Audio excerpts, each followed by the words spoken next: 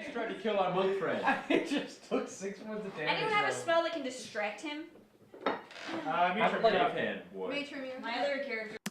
Hi, that's me. I'm Jordan Levine, and I play Dungeons and Dragons.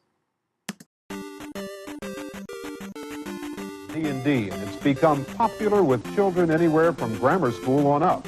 Not so with a lot of adults who think it's been connected to a number of suicides and murders. You can't move, you're literally burning a lot. Oh, that's fucking horrible. What? Timothy Grice, 21, a shotgun suicide. The detective report noted D&D became a reality.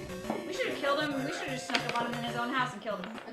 Daniel and Stephen Irwin, 16 and 12, a murder and a suicide. The police said they were obsessed with the game. It wouldn't be a murder, it would be an Somebody needs to execution. carry It's good news for the short Especially since he was confirmed evil. James Allen Kirby, 14 years old, charged with killing his junior high school principal and wounding 3 other people. I'm lawful good. We should have dragged him out to the town square to kill him. True, yes. No, decapitation by guillotine. Yeah, except he would, which usually happens. You have careful notes. You have eyewitnesses. For instance, one case, the parents were actually saw their child summon Dungeons and Dragons demons into his room before he killed himself. Another case, the kid thought he had the ability to astral travel, coming from the Dungeons and Dragons game, that he could leave his body and come back. And he had rigged it up just according to the rule book so he could do it. He was surrounded by his materials and put a bullet in his head so he could leave his body, and he's never come back. Role-playing, you're rehearsing, you're developing the character hour after hour, day after day. We're really talking about intense involvement in a very serious form of violence. I noticed they don't interview any of the actual, like, besides the one group sitting there, they don't interview anyone else from actually playing the game. It's all these people who've been around people playing the game. I think I was about 12 when I started playing.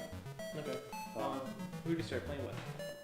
Family. I was introduced to it by my father, who used to play when he was in college.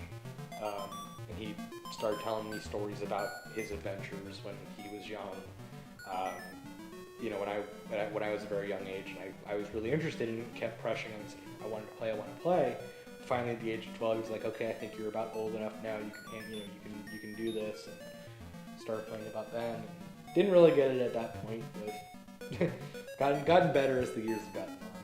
Let's talk about the books, because you inherited these from your father. Yes.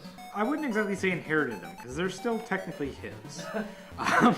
I am using them, yes, but inherited, no, because he is still very much in possession of these.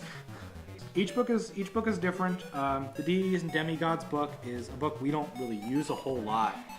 It's specifically for the clerics, those players that have, or the characters that have worship a specific deity. The next book we have here is the Dungeon Master Guide. This one is the main book I tend to use.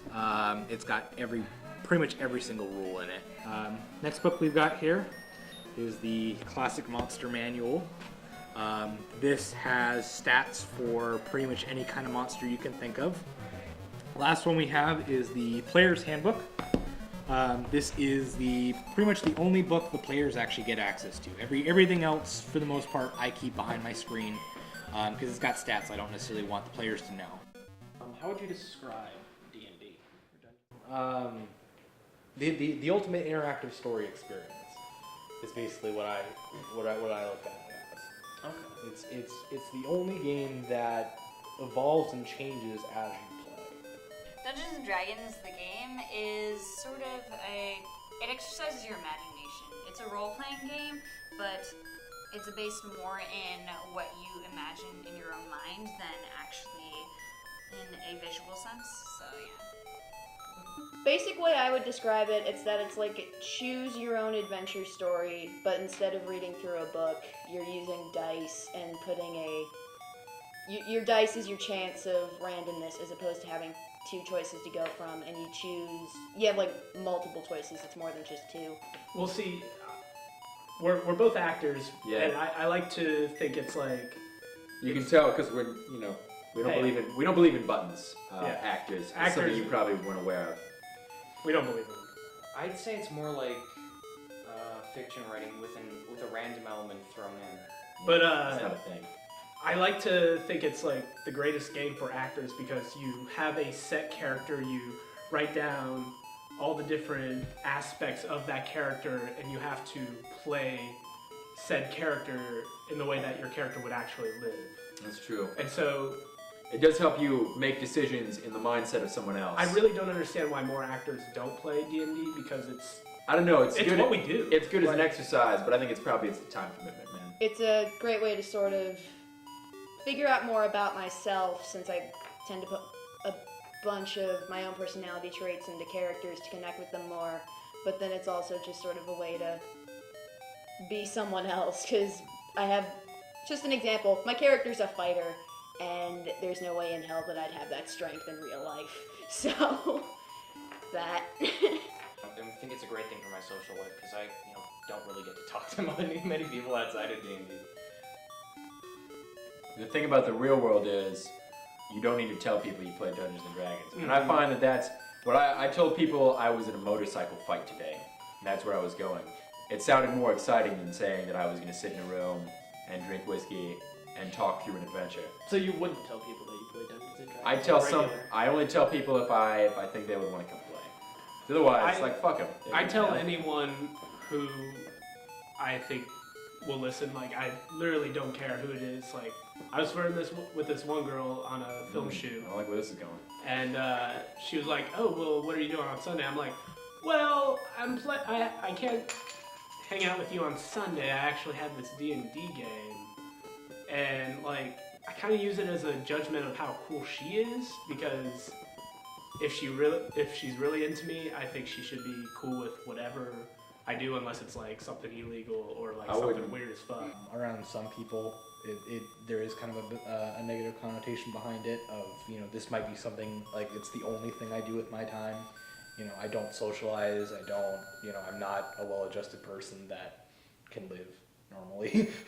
That kind of thing, because there is there's a little bit of a connotation behind people who play D&D a lot. Yeah. That it's just, they're really socially awkward and, don't know how to go around, they live in this fantasy world because that's the only place they know how to live. I think it happened in high school. I think I asked a person who was kind of interested in playing, and they went home and talked to their parents about it.